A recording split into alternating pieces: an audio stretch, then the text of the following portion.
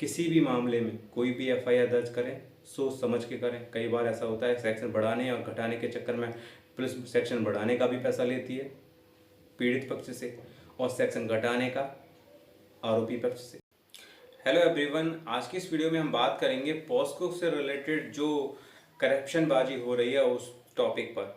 क्योंकि बहुत सारे लोग ये सोचते हैं कि अगर उन्होंने कोई पॉस्को से रिलेटेड एफआईआर दर्ज करा दी या फिर किसी की एंगेज कोई पॉस्को के तहत एफआईआर दर्ज हो रही है तो पता नहीं अब क्या हो जाएगा। और ज़्यादातर मैंने देखा जाता है ऐसे लोग जो पेरेंट्स हैं, ठीक है, जिनकी नाबालिग लड़की किसी के साथ चली जाती है, भाग जाती है, शादी कर लेती है ना बिना मर्जी के, तो उस मामले में देखा जाता है कि अगर उनकी सहमति नहीं है तो वो एफआईआर दर्ज कराते हैं, ठीक है। और जो है अगर लड़की बालिग भी है तो भी देखा जाता है कई बार कि जो पेरेंट्स होते हैं वो नाबालिग के तहत ही उनकी एफआईआर दर्ज करते हैं। और कभी कभी ऐसा भी देखा जाता है कि अगर आप कोई लड़की बालिग है और वो अगर किसी के साथ चली जाती है, उसने अगर शादी वगैरह कर ली है, तो वो पुलिस के पास जाते हैं एफआईआर दर्ज कराने के लिए, बताते हैं कि उनकी 20 साल की लड़की फलाने फलाने लड़के के साथ फलाना फलाना लड़का भगा ले गया है या फलाने फलाने लड़के ने अपहरण कर लिया, कुछ भी एक्सपायर।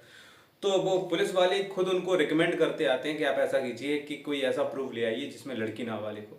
तो वो कहते हैं नहीं नहीं, लड़की तो बालिग है। तो कहते हैं कि अगर आप चाहते हैं ना मजबूत कार्रवाई कराना, हाँ, तो आप कोई ऐसा प्रूफ ले आइए जिससे लड़की नाबालिग, जिसमें लड़की नाबालिग साबित हो जाए। अगर लड़की पढ़ी लिखी है फिर तो मुश्किल हो जाती है, लेकिन अगर लड़की पढ़ी लिखी नहीं है तो थोड़ा आसान हो जाता है। क्या करते हैं, ज़्यादातर देखा जाता है ऑनलाइन टीसी निकलवा लेते हैं फर्जी तरीके से 5वीं क्लास की, ठीक है। आधार कार्ड को हटा देते हैं। वो आधार कार्ड में जो डेट ऑफ बर्थ है वो कहते हैं वो तो ऐसे ही बढ़ गई थी, और जो ओरिजिनल डेट ऑफ बर्थ है वो तो टीसी में है। फर्जी तरीके से टीसी बनवा लेते हैं 5वीं क्लास की, उसमें डेट ऑफ बर्थ करा देते हैं 15 साल, 14 साल, लड़की होती है 20 साल की। अब क्या होता है, पुलिस के पास एविडेंस आ गया, और क्योंकि उनको ऐसा लगता है पेरेंट्स को कि हमने ये इनको एविडेंस दे दिया तो भाई अब तो उसकी खैर नहीं है, जो लड़का भगा के ले गया अब तो पुलिस को तबाह कर देगी, मैट देगी, बर्बाद कर देगी। अब इसके लिए भी, क्योंकि ये पुलिस फर्जी काम करा रही है आपसे, इसके लिए भी पुलिस इतनी राजी से तैयार नहीं होती है। आपसे कम से कम 4-5 हज़ार रुपये ले लेती है, क्योंकि आप चाहेंगे कि उसको फ़ौरन उसको गिरफ्तार किया जाए और फ़ौरन उससे अगेंस्ट कार्रवाई की जाए। पुलिस तो ऐसा करती नहीं है तुरंत, ठीक है।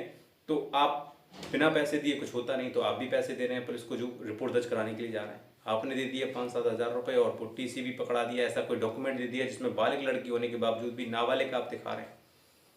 अब क्या होता है कि अब पुलिस जो लड़का भगा के ले गया है, जिसके साथ गई है, तो जब पुलिस को उसका कोई सुराग मिल जाता है, क्योंकि एफआईआर पॉस्को के तहत दर्ज है, इसलिए पुलिस अपने रुआब में आकर के 4-6 गालियां दे देती है।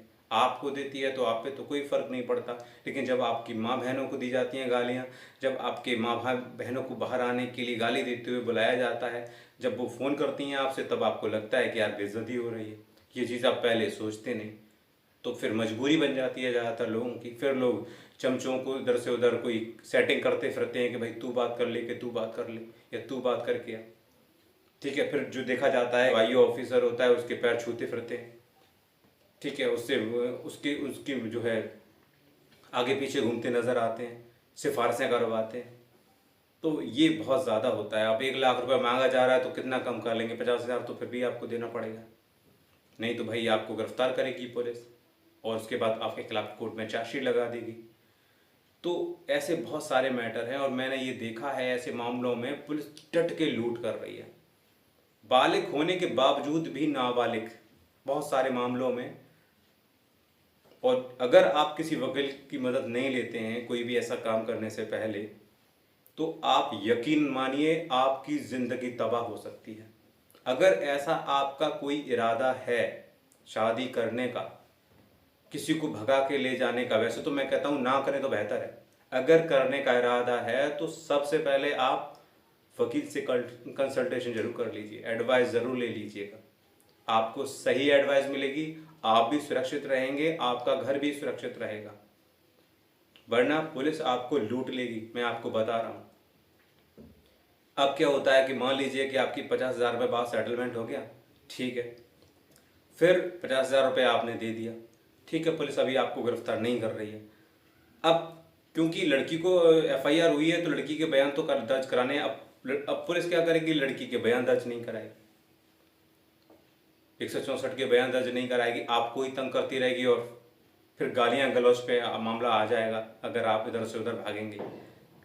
तो अब क्या होगा, आप कहेगी कि बयान दर्ज कराना है तो 50,000 रुपये और दीजिए। आप कुछ समय के बाद उसके लिए भी आप आगे पीछे फिर घूमते फिरेंगे, दरोगा जी, ठीक है, दीवान जी करते हो। अब फिर क्या होता है, आप फिर दे देते हैं 20 से 25,000 रुपये या 15,000 रुपये, फिर जाकर के आपका 164 का लड़की का बयान होता है।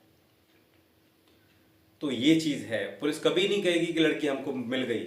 मिलेगी तो अगर उन्होंने ये दिखा दिया डॉक्यूमेंट में कि लड़की फलानी डेट को हमें मिल गई, तो फिर तो उन्हें 24 घंटे के अंदर मजिस्ट्रेट के यहाँ प्रस्तुत करके उनका बयान दर्ज कराना है। लेकिन वो क्यों शो करती है, क्यों डॉक्यूमेंट में मेंशन करती है? मैंने ऐसा मैटर देखा है कि लड़की थाने में आके खड़ी हो जाती है, लेकिन उसका 164 का बयान नहीं कराया जाता।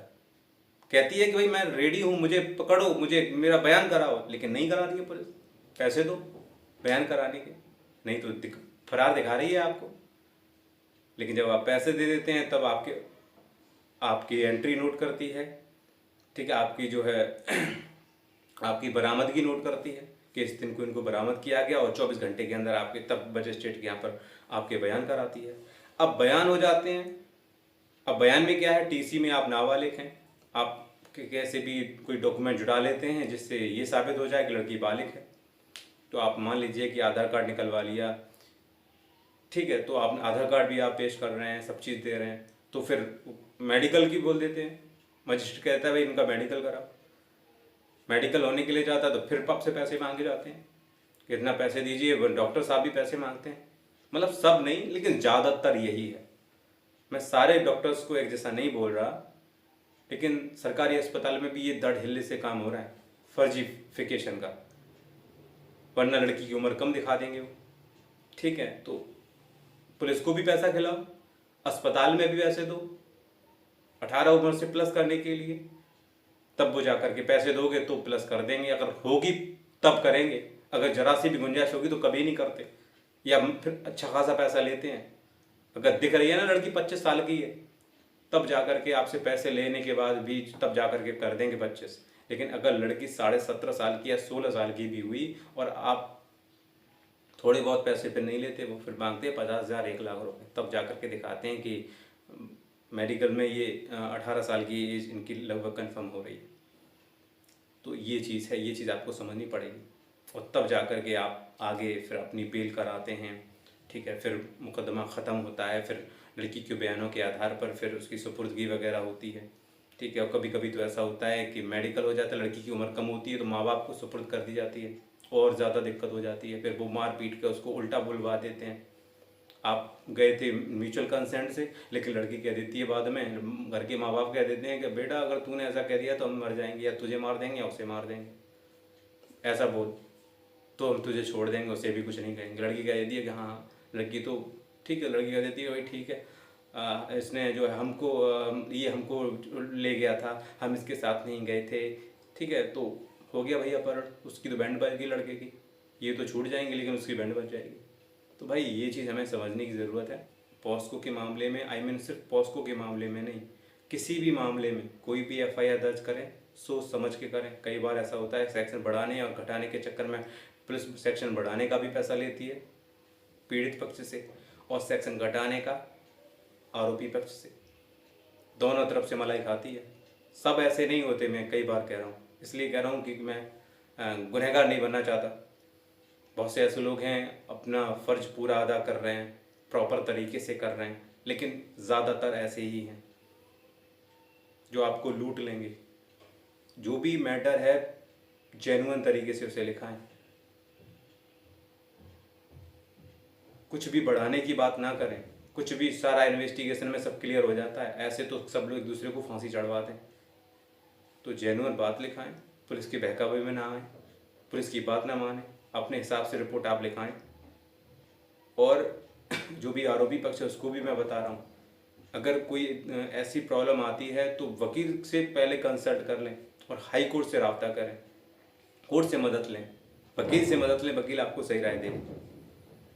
तो ये है पूरा video. So guys, I hope you like this video पसंद आया तो लाइक कर दीजिए, चैनल को सब्सक्राइब कर लीजिए। चलिए मिलता हूँ एक नई वीडियो के साथ, तब तक के लिए जय हिंद।